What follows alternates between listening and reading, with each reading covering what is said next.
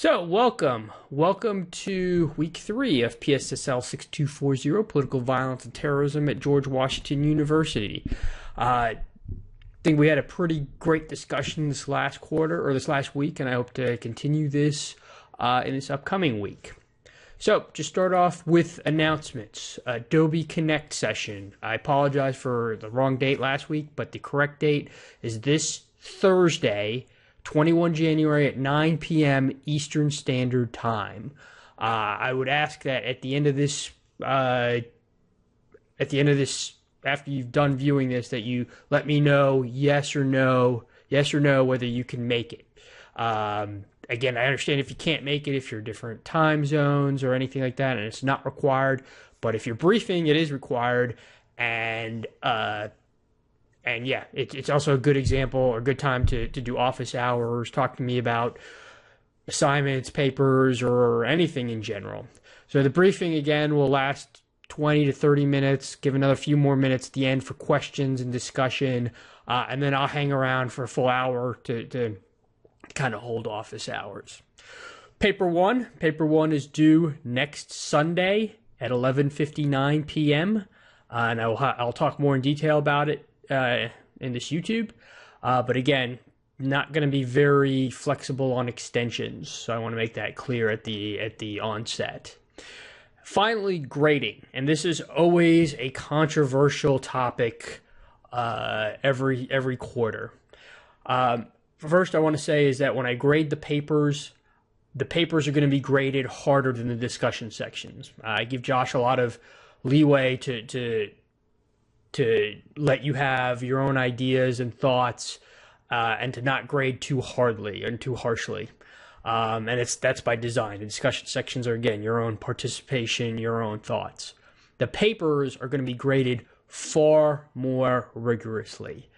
The average is usually B+, 88, 89 time frame. I've given grades in the 70s. I've given grades in the high 90s.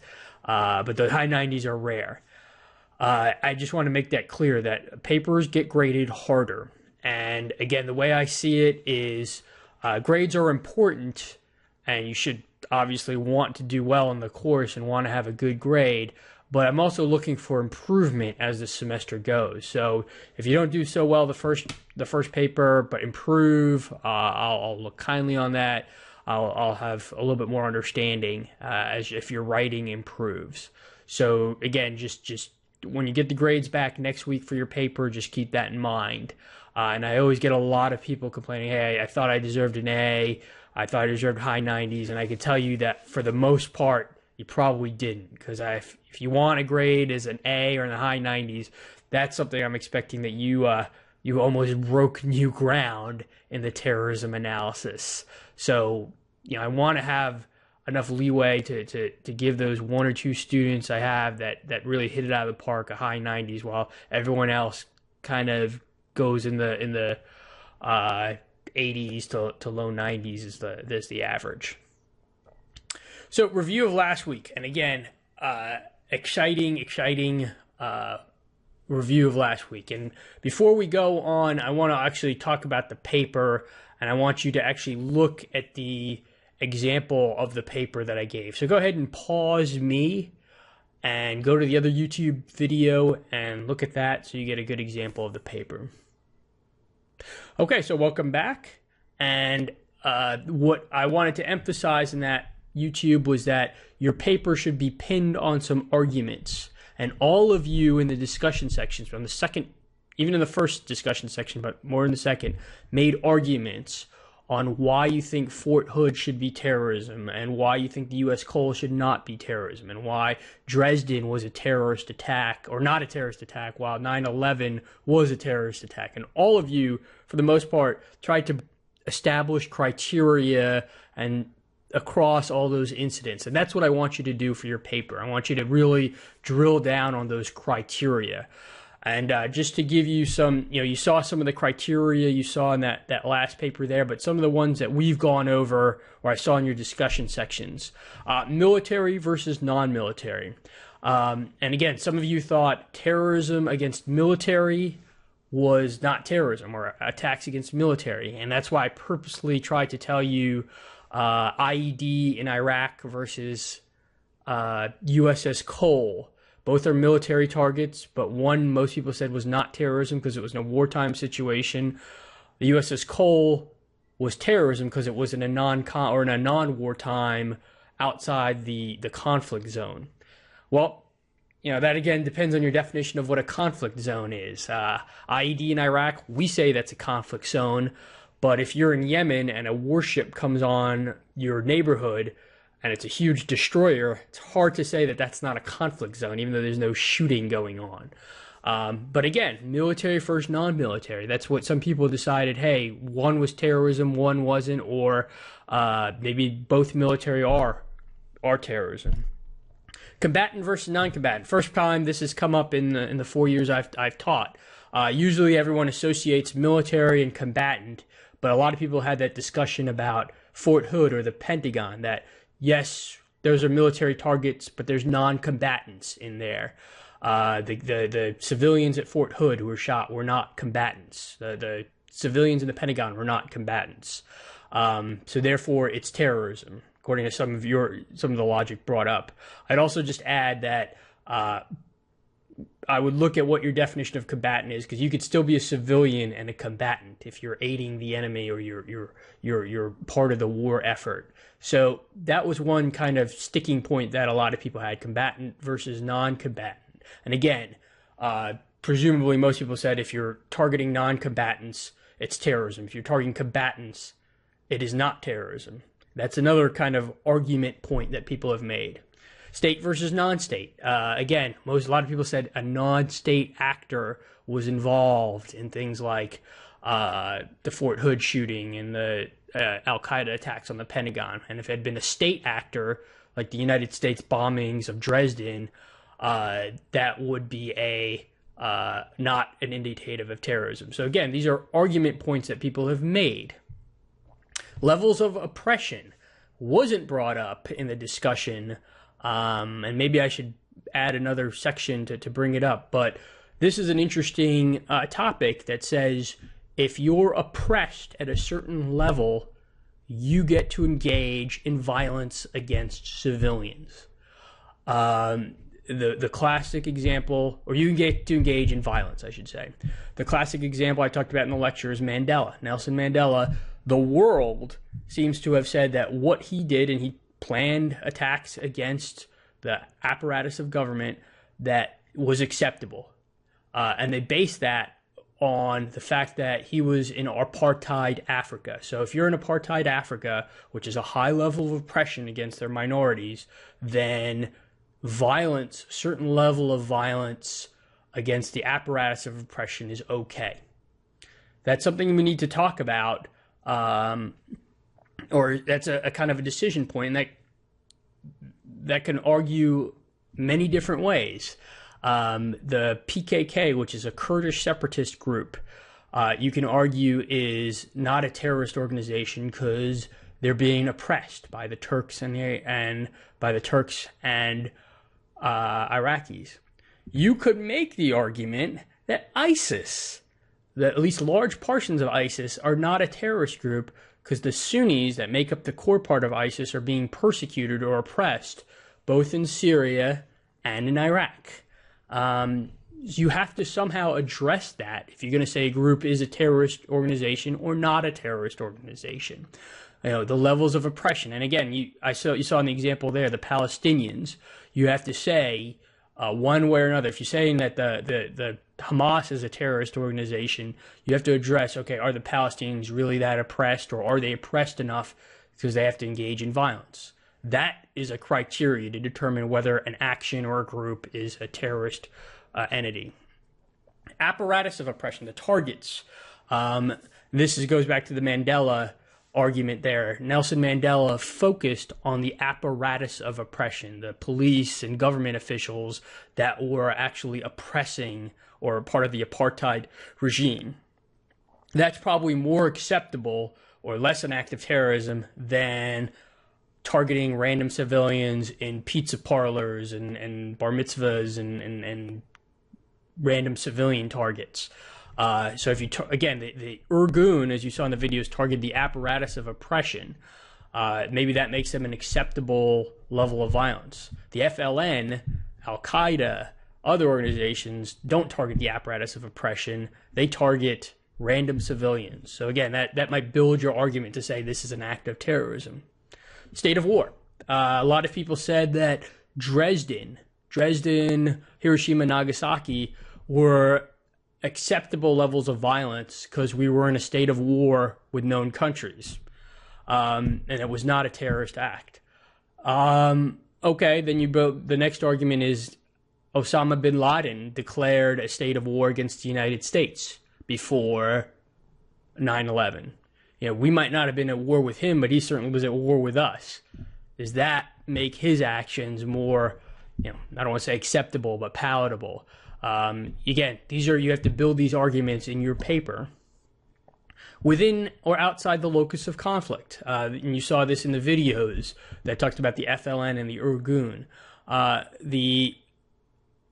If the Irgun, and you saw that video there, started to kill people in London, would that make them a terrorist group? If the FLN in Algeria, instead of targeting Frenchmen in Algeria, they started to kill people in Paris, does that now cross a threshold of terrorism or not?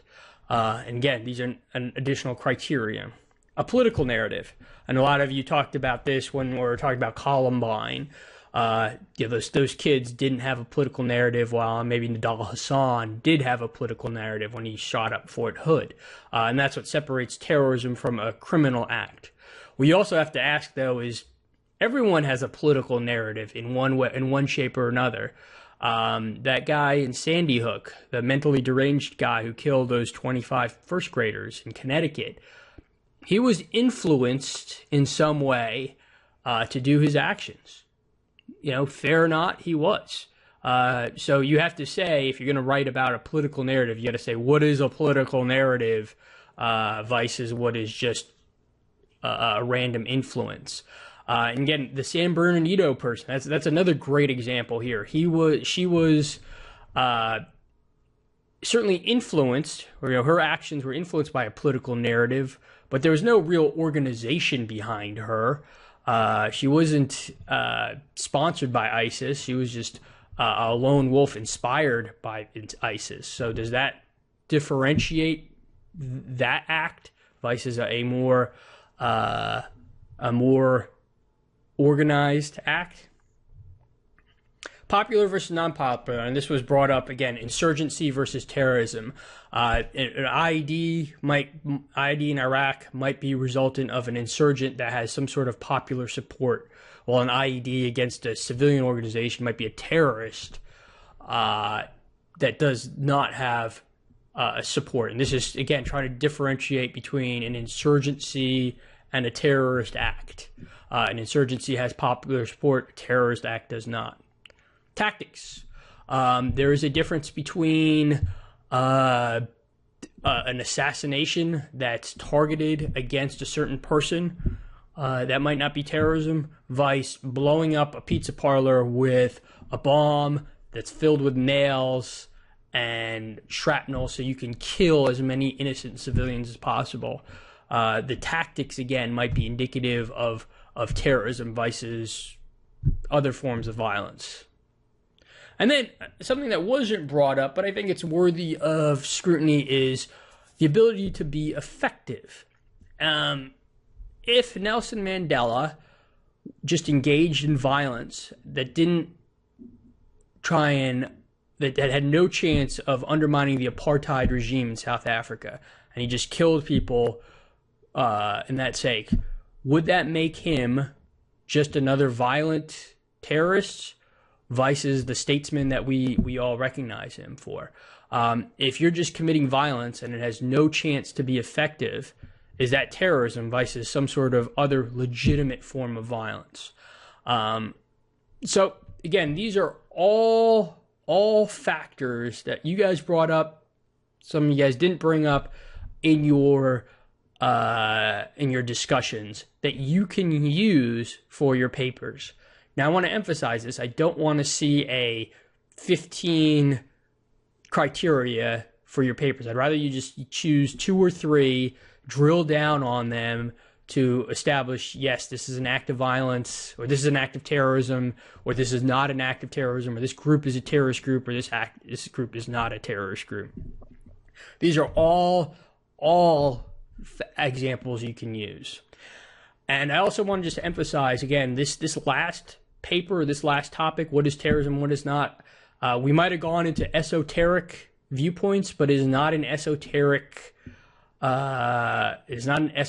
argument. These arguments are relevant today. In fact, literally today, there was a debate about some of these social media chat rooms that are used by ISIS, or apps like WhatsApp and Quick and things that I haven't even heard of, but apparently the kids are using these days. And these were encrypted, can't be monitored by intelligence service. And there was legislation that says that if those things are used by a terrorist organization, then the people that created these apps have to hand in this information to the government if it's used by a terrorist organization.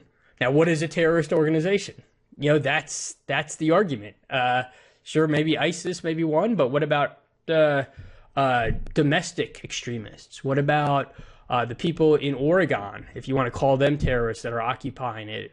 If they use WhatsApp and GChat and all those things, can they be forced to turn over? Can Google or Facebook be forced to turn over those records because they think those guys are terrorists? We'll let you decide on that, and that's why the purpose of this paper is. So again, it's not an esoteric argument. These are real live decisions that people make today in Congress and in all sorts of levels of our government. So paper structure, intro, again, 1 to 2 paragraphs. A thesis, make sure I know what the thesis is. If you have to highlight it, bolden it, whatever, I shouldn't have to search for the thesis at all. Argument points, again, 3 to 4 argument points, and then conclusions. And I also add, if you have policy recommendations, you can add them well. So keep that structure in the paper there. But again, I'm going to go back to this slide, choose from this list, or even ones that you of your own, argument points that you want to pin your argument to as you go forward. So I just want to make that kind of clear as day. And again, just to conclude with some examples, the Irgun, and you saw the video on the Irgun. Irgun was a highly oppressed group because of the backdrop of the Holocaust that chose to attack the apparatus of government within the locus of conflict. So if you want to make the argument the Irgun is not a terrorist group, then those are your kind of your data points that you can use. The FLN, a highly oppressed group, again in Algeria, and you saw the video there, chose to attack civilians, but within the locus of conflict. So if you want to make the argument that the FLN is not a terrorist group, and a lot of people think they're freedom fighters, then you can bring those things up. If you want to make the argument that the FLN is a terrorist group, you can cite that they did some nasty, nasty things against civilians.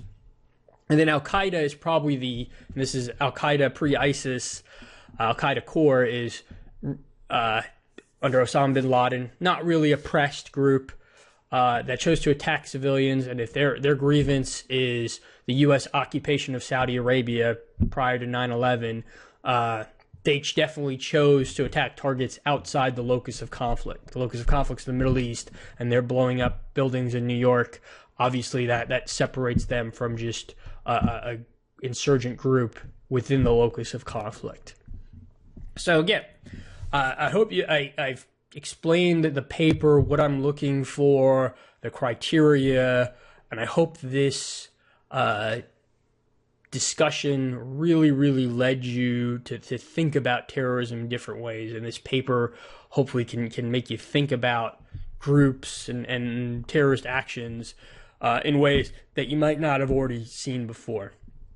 One thing I'll add is it will help your paper if what you choose is controversial. Saying Al-Qaeda is a terrorist group is not really controversial. Saying ISIS is a terrorist group is not really controversial. The contrary view, and I have had people write papers that ISIS is not a terrorist group, is a contrarian argument.